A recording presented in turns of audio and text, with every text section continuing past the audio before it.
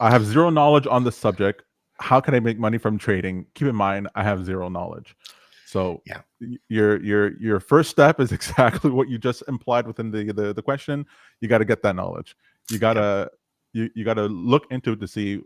For me, it was all about. I did it the wrong way. I went into trading thinking to myself, um, I was so excited by the YouTube videos and courses and people having successes, never even thinking to myself, well, no one's publishing their, or few people are publishing their failures, right? In this industry where you can have, 80% of people blow up their account. I'm not getting this equivalent amount of content. And I wish that someone had told me, um, basically when you open up your account, for me the what mattered is opening up an account because the paper trading wasn't making me feel like I was part of this game. But I wish someone told me you can open an account and only put in the money there, um, like the minimum that you can in order to execute any of the trades that you need to, because the barrier for me to actually transfer money and like make the commitment and put it inside the account, because it wasn't quick and easy, it makes it so that my risk management is already done at the beginning of it. And then it's the losing money through trading, ironically, is like the way that I learned the best. Like this, when I sell options, I'm going to lose. If I'm doing this, I'm going to lose. If I'm trying this trade, I'm going to lose. And I was like, okay, that was like way better. And anytime I won, that was like the worst possible. Like if I won and I didn't understand why I won that trade, it's the worst possible thing that could happen. Because then I just kept doing it again and again and again. Well, I'm just gonna keep doing it again because I won last time. I won big last time. Let me just do it 100 times in a row, and I'll become rich. Straight to the poorhouse with that. I've been there too many times. I totally agree with you there. I think the tough part about getting into trading for the first time is the belief that it's kind of a skill game, right? Like all I have to do is spend all this time, the 10,000 hours theory. If I spend 10,000 hours studying all of this, I'll get so good that I'll make so much money in markets. And that's just not how it works, because it's not just skill. What people often forget is that much of your performance over the long run is also going to be related to luck. And there's timing luck, there's exposure luck, and then that luck can also work against you, where you take a trade at exactly the wrong time and you end up on the wrong side of it and it blows out your account. So I think that there's so many factors to consider when it comes to getting into trading for the first time. And that is that this is an incredibly complex domain that isn't necessarily improved by experience or skill.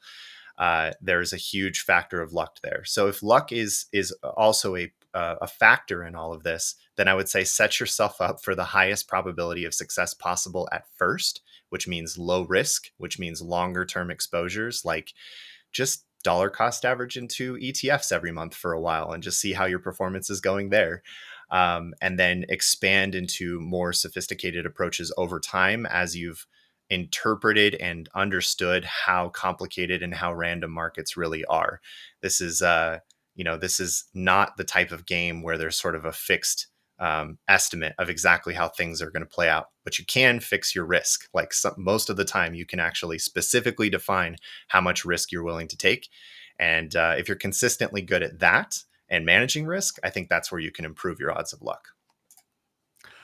You ever do this where, as I'm thinking about it, I realize it's a weirdo thing to do, but I'll go on TradingView, I'll remove the title and any indication of what that chart is, what the time frame is.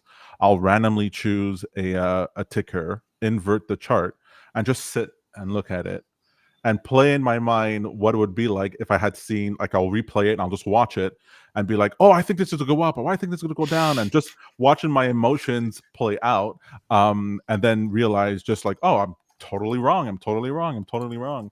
I find it so, one of the best parts for me was just looking at the chart and internalizing the chart and seeing what the story of that bar graph was, what it was actually telling me, what happened that day, what happened that year.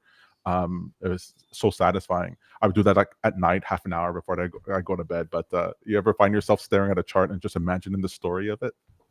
For sure. I mean, that's obviously what made me fall in love with technical analysis, was trying to understand the story that's being told in the chart that you're looking at and making sure that you're seeing the full picture, which is why, of course, I like multi-time frame analysis. I never just zoom in on the 5-minute chart. I'm always looking at the daily, the weekly, the monthly. What's the overall narrative here? What is the story being told by supply and demand and by volume?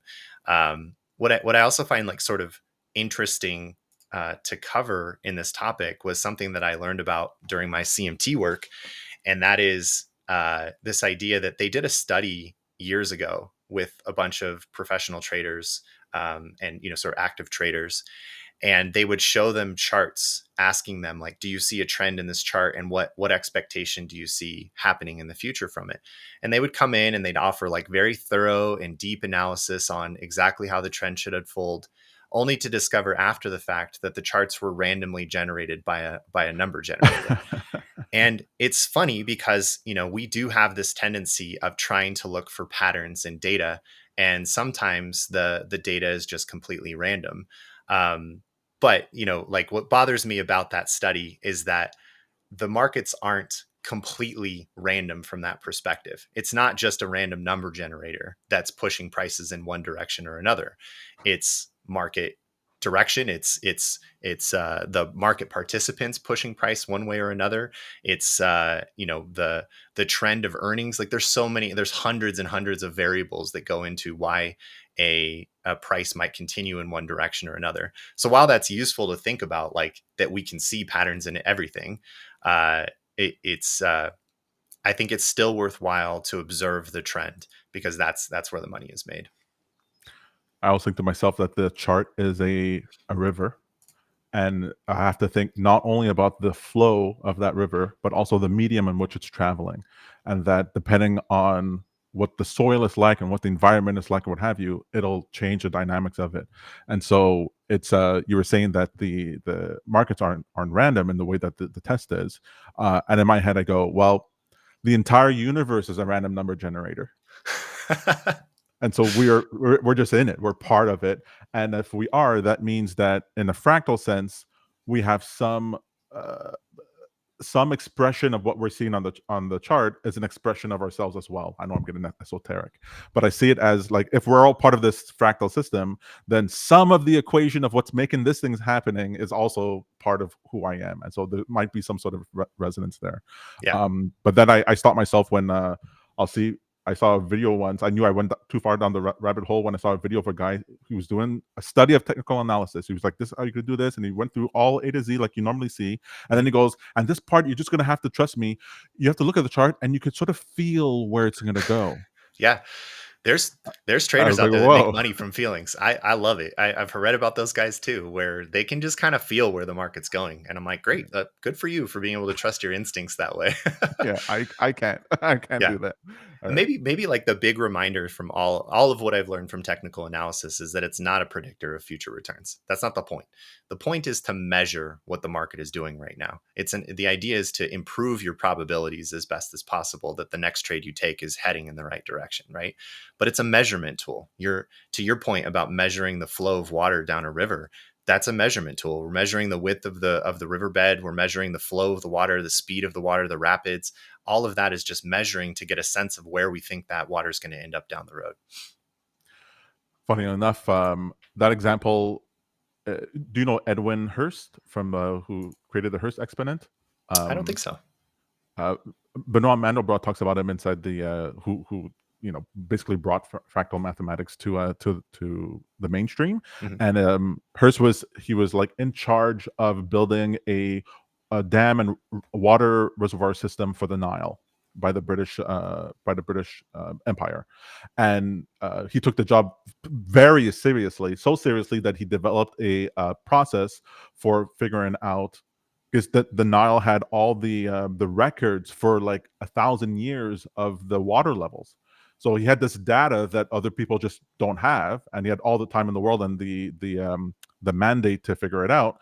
And so he figured out how to, on this essentially a chart system, how to see if a move on the chart is responding from I forget what the term is, if this long-term memory on the data. So if past data is affecting future data in this given moment, and there's levels of that, and the Hurst exponent, when it gets to a certain level, saying, "Hey, no, now we're responding because of past data," and when it's lower, then we go, "Okay, now we're in a random territory."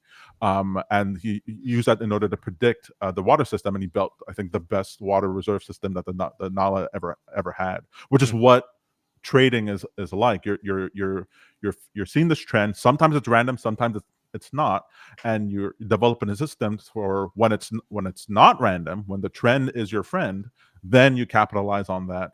And then when it's random, you sort of you find out it's random because you get hurt. Your trade's not it's not working anymore, and you know now it's time to pause and let the randomness pass through. Meanwhile, the chart looks like the chart normally does. I always thought Right. that was very fascinating. Yeah, no, that's good stuff.